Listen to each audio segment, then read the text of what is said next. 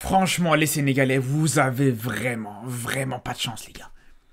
Quand je pense que là, depuis plusieurs mois, depuis plusieurs semaines, les joueurs sénégalais sont dans une forme exceptionnelle. Les joueurs sénégalais, ils sont stratosphériques depuis plusieurs semaines, depuis plusieurs mois. Les Ismail Assar, il est stratosphérique. Idrissa Gueye, pareil, à Everton, c'est magnifique ce qu'il fait. Habib Diarra du côté de Strasbourg. Même Sema, le joueur de Brest, il est dans une très belle forme. Il a fait un bon match d'ailleurs contre le PSG malgré la défaite de son club. Et surtout, Nicolas Jackson aussi. Voilà, que j'ai beau critiquer, que j'ai beau ne pas forcément être fan de son style de jeu, etc. Il a fait aussi des bonnes choses du côté de Chelsea, et c'est surtout l'un des joueurs majeurs de cette équipe sénégalaise. Et pour moi, qui peut-être, aujourd'hui c'est peut-être l'un des meilleurs, pour pas dire le meilleur sénégalais cette saison. Le joueur qui est clairement dans une renaissance, une résurrection du côté du championnat anglais avec Everton, c'est simplement Iliman Ndiaye.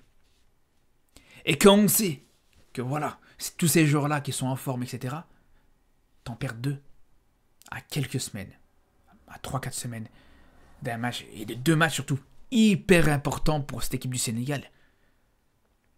Tu perds Iliman Ndiaye, qui s'est blessé hier contre Liverpool dans le derby, et tu perds Nicolas Jackson aussi, pareil, qui est blessé jusqu'au mois d'avril, donc il va d'office rater la trêve internationale du mois de mars. Il s'est fait une blessure aussi au jambier. Pour ce qui est d'Iliman Ndiaye, on ne sait pas encore c'est quoi la blessure exacte, mais on sait qu'il est sorti en pleurs du terrain, il est sorti sur civière, il était en pleurs, etc. Donc ça sent pas bon non plus, les gars. Alors, contrairement à ce que beaucoup ont pu dire par rapport à la blessure d'Iliman Ndiaye, je vais quand même vous rassurer. Personnellement, je pense vraiment pas que c'est les ligaments croisés qui sont touchés. Dans le pire des cas, vu que son genou là, il est un petit peu sur le côté, ça pourrait être une entorse des ligaments collatéraux des genoux. Mais vraiment, je vous dis, une blessure et une rupture des ligaments croisés avec cette position-là, c'est quasiment impossible, les frères. Après, ça veut pas dire pour autant que dans 2 semaines, il sera de retour, les gars. Je pense que, au vu de sa réaction et au vu de sa façon de se tenir après sa blessure, je pense que ça pourrait partir pour là aussi, un mois et demi, donc un retour pour le mois d'avril, comme pour Nicolas Jackson. Et perdre ces deux joueurs-là, les gars, pas pour n'importe quel match, pour le Sénégal. Pour 2 matchs, je pense que c'est clairement peut-être les 2 matchs les plus importants de la saison du côté du Sénégal. Sur toutes ces saisons 2024-2025, c'est les 2 matchs les plus importants. C'est des matchs de qualification pour la Coupe du Monde, contre une équipe du Togo déjà, pour commencer. Le Togo, qui n'est pas une équipe facile à jouer du tout, on l'a vu dans la double confrontation contre l'Algérie, où ils ont posé énormément de problèmes aux Algériens. Au match aller, ils menaient au score, même si juste derrière, voilà, ils sont vite fait rattraper.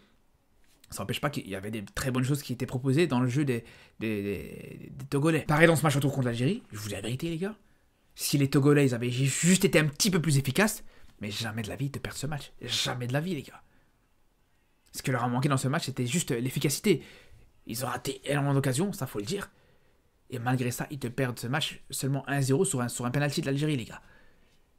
Et en plus de ça, on se rappelle dans cette double confrontation togolaise, qui était loin d'être ridicule contre l'Algérie, il y avait énormément de blessés, de joueurs absents, de joueurs majeurs qui étaient absents justement dans cette confrontation, ce qui aurait pu, comme je vous dis, être totalement différent. Bref, tout ça pour dire que cette équipe togolaise, elle n'est pas du tout ridicule, les gars. Et il faut juste voir, lors des matchs, c'est quand même une victoire 3-0 contre cette équipe de Guinée équatoriale, aujourd'hui qui est devenue une très bonne nation africaine. Donc déjà, pour commencer, t'as un match contre le Togo, pour commencer, mais c'est même pas tout, les gars. En plus de ce match contre le Togo que t'auras au mois de mars, t'as aussi un match contre le Soudan qui est actuellement premier de ce groupe des qualifications pour la Coupe du Monde, juste devant le Sénégal, à 2 points devant le Sénégal.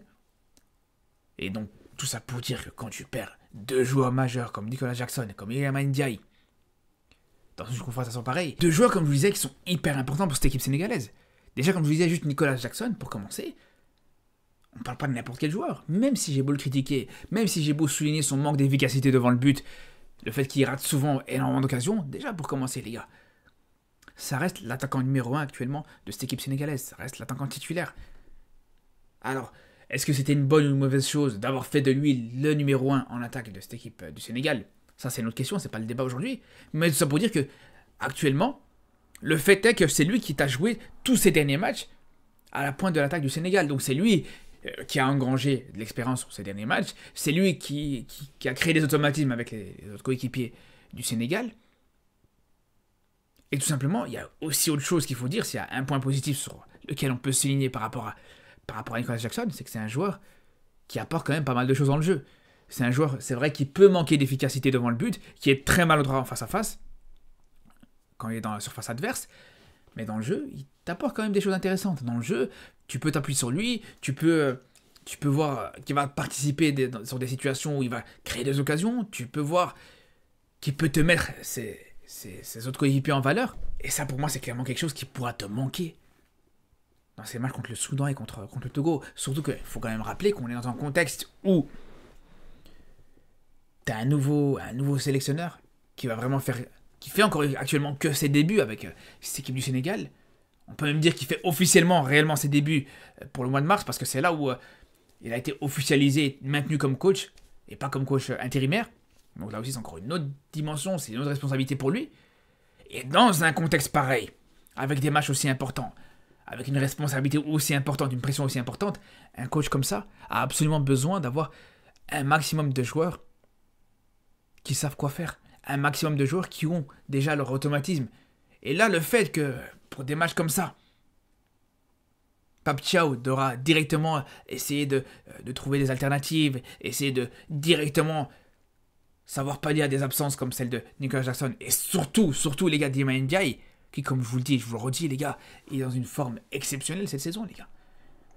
Il a déjà dépassé son nombre de buts sur l'ensemble de sa saison du côté de l'OM, déjà pour commencer.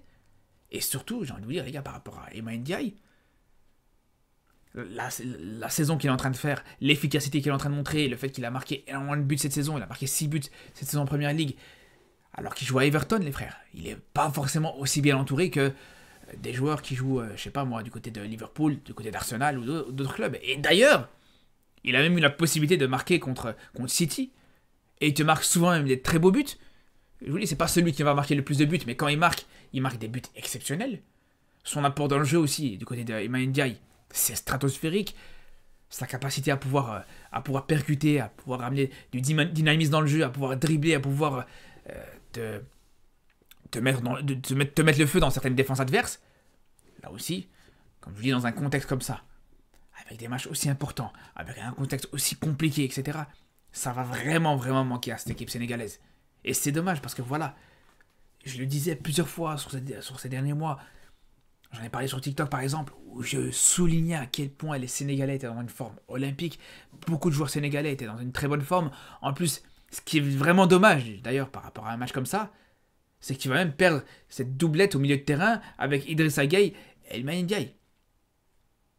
Les deux qui jouent dans le même club, les deux qui créent des automatismes en club, qui se rencontrent et qui jouent ensemble tous les week-ends, qui s'entraînent ensemble tous les jours, ben le fait que voilà, tu vas perdre ces deux jours-là, en tout cas Idrissa Gueye sera présent, mais que Iliman Ndiaye ne sera pas présent pour mettre en valeur Idrissa Gueye et faire l'inverse aussi, c'est là où c'est dommage. C'est là où vraiment ça va être très problématique pour le Sénégal. Et c'est ce qui fait que je vous dis, autant si on m'avait posé la question il y a quelques semaines d'ici, j'aurais dit bon, ces deux matchs-là, je pense que pour le Sénégal, ça devrait bien se passer. Ça sera des matchs difficiles, mais ça devrait bien se passer. Mais là, je vous dis les gars, j'ai énormément de mal à être confiant pour ces matchs-là. Alors heureusement, la bonne nouvelle entre guillemets, c'est que Nicolas Jackson et Iliman Ndiaye, c'est pas forcément les seuls joueurs qui sont en forme du côté du Sénégal. Comme je disais, t'as Idrissa Gueye aussi qui est dans une très bonne forme, Ismaïla Sarr aussi, Habib Diarra, le joueur de Brest, Sema aussi, qui est très bon en ce moment. Et heureusement, mais voilà, c'est des joueurs, à part pour Ismaïla Sarr et Idrissa Gueye, c'est des joueurs qui manquent d'automatisme entre eux, qui ont très peu de matchs avec le Sénégal, etc. Donc c'est là où ça va être compliqué. En tout cas, on aura bien sûr l'occasion de reparler d'ici cette prochaine trêve internationale. Sur ce les frères, je vous dis à très vite pour une nouvelle vidéo sur le football africain, sur le football européen, et surtout d'ici là, prenez soin de vous.